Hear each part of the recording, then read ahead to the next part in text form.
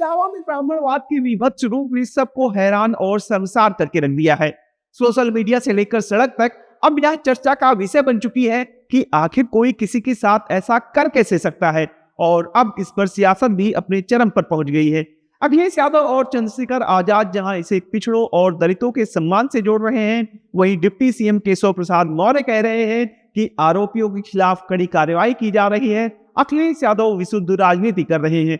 नमस्कार, मैं हूं मोहित त्रिपाठी और आप देख रहे हैं यूपी सिटी लाइव। इटावा में जो कुछ हुआ उस पर सियासत अपने चरम पर पहुंच गई है। तमाम गंभीर सवालों के बीच दोनों तरफ से जमकर बयानों के तीर छोड़े जा रहे हैं। पीडीए को लेकर एक बार फिर से बवाल खड़ा हो गया है। यादव और दलित कथावाचकों के साथ शर्मनाक करतूत पर अब अखिलेश यादव और केशव प्रसाद मौर्य आमने सामने हैं। अखिलेश यादव एक तरफ कथावाचकों को पार्टी कार्यालय में बुलाकर सम्मानित करते हैं, उन्हें आर्थिक सहायता देते हैं, तो दूसरी तरफ राज्य की योगी सरकार पर पीडीए परिवार के लोगों को प्रताड़ित करने का आरोप लगाते हुए जमकर धुलाई करते हैं। इधर अखिलेश यादव कथावाचकों को प्रेस कॉन्फ्रेंस में सम्मानित करते हैं, उनके समर्थन में हुंकार भरते हैं। उधर केशव प्रसाद मौर्य भड़क जाते हैं और तकरीबन 35 साल पुरानी घटना का जिक्र कर अखिलेश यादव पर बरस पड़ते हैं। अखिलेश यादव के बयान को उनकी सियासी चाल बता देते हैं। केशव प्रसाद मौर्य और अखिलेश यादव की यह जुबानी जंग अब चर्चा में है। केशव प्रसाद मौर्य ने क्या कहा है, ये हम आपको बाद में बताएंगे। सबसे पहले जान लेते हैं कि इटावा में यादव कथावाचकों के साथ जो कुछ हुआ उस पर अखिलेश यादव ने क्या कुछ कहा है। अखिलेश यादव ने इस केस को खुद से जोड़ते हुए बड़ा दावा किया। अखिलेश यादव ने कहा कि ये सब भाजपा सरकार के संरक्षण में हुआ है। अखिलेश यादव ने कहा कि पहले अगर पीडी परिवार का कोई मंदिर में चला जाए तो ये पूरे मंदिर को गंगा जल से धुल देते थे, अब तो सरेआम मुंडन करवा रहे हैं। ऐसे प्रभुत्ववादी लोगों को सरकार का संरक्षण प्राप्त है, जिसके कारण ऐसी हिमाकत करने की हिम्मत कर पा रहे हैं। दरअसल लोकसभा चुनाव के दौरान अखिलेश यादव कन्नौज में एक मंदिर में गए तो उस मंदिर को गंगा जल से धोया गया था, जिस पर जमकर बवाल हुआ था।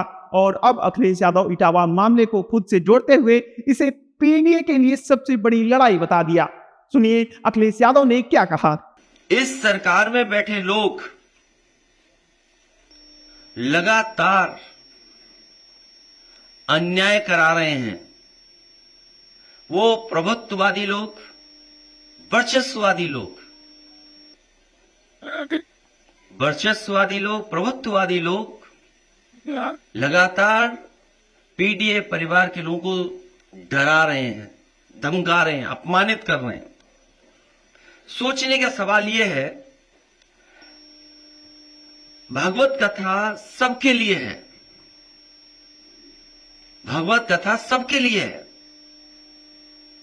जब सब सुन सकते हैं तो सब बोल क्यों नहीं सकते? भगवत कथा सबके लिए है, सब सुन सकते हैं तो सब बोल क्यों नहीं सकते? भगवत कथा भगवान कृष्ण से जुड़ी है। अगर सच्चे कृष्ण भक्तों को ही भगवत कथा कहने से रोका जाएगा, भागवत कथा तो भगवान कृष्ण से जुड़ी है। अगर सच्चे कृष्ण भक्तों को ही भागवत कथा कहने से रोका जाएगा तो कोई ये अपमान क्यों सहेगा? क्यों सहेगा कोई अपमान? कुछ लोग, वर्चस्ववादी लोग, प्रभुत्ववादी लोग कथा वाचन में अपना एकाधिकार बनाए रखना चाहते हैं। ये एकाधिकार छीने नहीं उनका, वर्चस्ववादी लोगों का एकाधिकार छीने नहीं। कथा वाचन को जिन्होंने भावना की जगह व्यवसाय बना लिया है, व्यवसाय बनाने वाले लोग हमारे इटावा कथा वाचन पीडी अपमान कांड उन्हीं कुछ प्रभुत्ववादी और वर्चस्ववादी की वजह से घटित हुआ है। अगर पीड़ित समाज के इन लोगों को इतना ही परहेज है तो घोषित कर दें कि परंपरागत रूप से कथा कहने वाले वर्चस्ववादी पीडीए समाज द्वारा दिया गया चढ़ावा, चंदा, दान, दक्षिणा कभी स्वीकार नहीं करेंगे। और अगर एकाधिकार ही आपको लाना है तो समय समय पर आप बहुत दावा करते हैं कि 370 खत्म किया है, तो देश में आप कानून ले आओ कि कथा वाचन का काम और एकाधिकार के लिए कानून ले आइए कि आप ही कह सकते हो और कोई दूसरा नहीं कह सकता।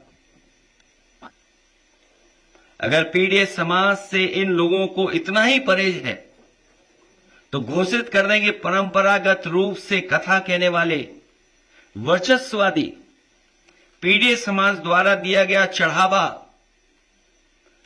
चंदा, दान, दक्षिणा कभी स्वीकार नहीं करेंगे। प्रभुत्ववादी और वर्चस्ववादी समय समय पर कभी घर को गंगा जल से तो कभी मंदिर को धुलवाकर पीड़ित समाज का मानसिक उत्पीड़न व अपमान करते हैं और अब तो सिर तक मुड़वा रहे हैं। अभी तक तो हमने आपने वो घटनाएं सुनी देखी जहां पर घरों को गंगा जल से धोते थे ये लोग। अगर कोई पीड़ित परिवार का मंदिर चला जाए तो मंदिर को गंगा जल से धोते हैं और अब तो सीमा लांघ गई ये वर्चस्ववादी। आखिरकार किसका आशीर्वाद है? क्या सरकार का आशीर्वाद नहीं है जिसकी वजह से सर तक मुड़वा दे रहे हैं, पेशाब तक करवा दे रहे हैं? इधर अखिलेश यादव इस पूरे मामले को पीडीए की सबसे बड़ी लड़ाई घोषित करते हैं। उधर deputy CM Keshav Prasad Maurya fire हो जाते हैं और इस पर पोस्ट कर 35 साल पुरानी घटना को याद दिला आईना दिखाने की कोशिश करते हैं। केशव प्रसाद मौर्य ने लिखा कि जिन लोगों ने व्यासपीठ पर विराजमान आचार्य का अपमान किया है उनके खिलाफ कानूनी कार्रवाई की जा रही है, परंतु 1990 में श्री राम का नाम लिया तो सपा सरकार ने राम भक्तों पर गोलियां चलवाई। कांवड़ यात्रा में शिव भक्तों के भजन कीर्तन तक रोक दिए गए थे। तब ना राम भक्त याद आई ना श्रद्धा की कद्र। आज श्रीमद् भागवत कथा पर दिखावा कर रहे हैं अखिलेश यादव जी, समाज को बांट कर वोट बैंक की राजनीति कर रहे हैं। ये भगवान की भक्ति नहीं, सिर्फ पाखंड और अवसरवाद है। इनकी कोई भी साजिश सफल नहीं होगी। गुंडों की संरक्षक सपा 2027 में बनेगी समाजवादी पार्टी। इधर अखिलेश यादव और केशव प्रसाद मौर्य के बीच जुबानी जंग चल ही रही थी। उधर आजाद समाज पार्टी के चीफ चंद्रशेखर आजाद भी इस पूरे मामले में कूद पड़े। चंद्रशेखर ने इस पर लिखा कि उत्तर प्रदेश के जनपद इटावा थाना बकेवर के अंतर्गत ग्राम दांदरपुर में कल दिनांक 22 जून 2025 को शाम लगभग 6 बजे बहुजन समाज के लोगों पर जाति कोच कर सुनियोजित हमला किया गया। हमले के दौरान बहुजन समाज के लोगों के साथ घोर मारपीट की गई। उनका सिर जबरन मुड़वा दिया गया। जमीन पर पैरों में सिर रखकर नाक रगड़वाई गई। एक महिला का मूत्र उनके शरीर पर छिड़का गया। पैसे ले लिए और 25,000 रुपए का जुर्माना लगाया गया। यह न सिर्फ शर्मनाक आतंकवादी हिंसा है बल्कि बहुजन समाज के आत्मसम्मान, संविधान और मानवता पर एक सीधा हमला है। इसे किसी भी परिस्थिति में बर्दाश्त नहीं किया जा सकता। हम उत्तर प्रदेश सरकार से मांग करते हैं कि सभी आरोपियों की तत्काल गिरफ्तारी हो और उन्हें बिना किसी राजनीतिक संरक्षण के सख्त सजा दी जाए। एफआईआर में SC/ST एक्ट की कठोर धाराएं लगाई जाएं। पीड़ितों को सरकारी सुरक्षा और कम से कम 10 लाख रुपए का मुआवजा दिया जाए। इस मामले की निगरानी हाई लेवल जुडिशरी कमेटी द्वारा कराई जाए। भीम आर्मी आजाद समाज पार्टी इटावा की टीम मौका वारदात से पीड़ितों के साथ है। भीम आर्मी आजाद समाज पार्टी इटावा की टीम घटना की सूचना मिलते ही मौके पर पहुंची और पीड़ितों के साथ खड़ी रही। यदि 2 दिनों के भीतर इस अमानवीय जातिवादी हमले पर ठोस कार्रवाई नहीं हुई तो बहुजन समाज संवैधानिक ढंग से बड़ा जन आंदोलन करने के लिए बाध्य होगा। शासन प्रशासन को इसका संपूर्ण उत्तरदायित्व लेना होगा। बता दें कि कथावाचकों की टीम में एक सूरदास भी थे जिनका नाम श्याम कठेरिया है। श्याम दलित समुदाय से आते हैं और कथा में ढोल बजाने का काम करते हैं। इसीलिए यह मामला न सिर्फ यादवों के अपमान का बन गया बल्कि दलित उत्पीड़न से भी जोड़ा जा रहा है। इसलिए चंद्रशेखर आजाद इस मामले में SC/ST एक्ट के तहत कार्रवाई करने की मांग कर रहे हैं।